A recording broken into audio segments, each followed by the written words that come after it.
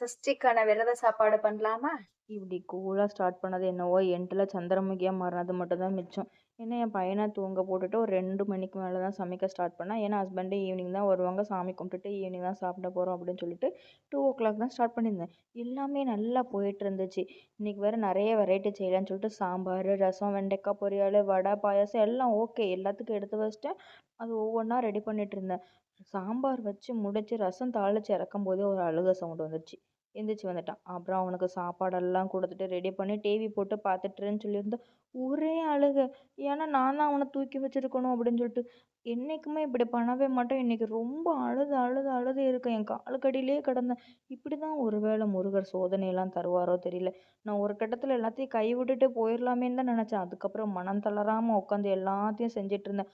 பாயாசம் செஞ்சது, வெண்டைக்காய் பொரியல் எல்லாமே அவனை இடுப்புலயே வச்சுட்டு தான் செஞ்சுட்டு இருந்தேன். ஒரு வழியா எல்லாம் செஞ்சு தட்டில் வச்சு பார்க்கும்போது தான் ஒரு மன திருப்தியே வந்துச்சு. அதுக்கப்புறம் அவன் ஆட்டோமேட்டிக்காக போய் தூங்கிட்டான்.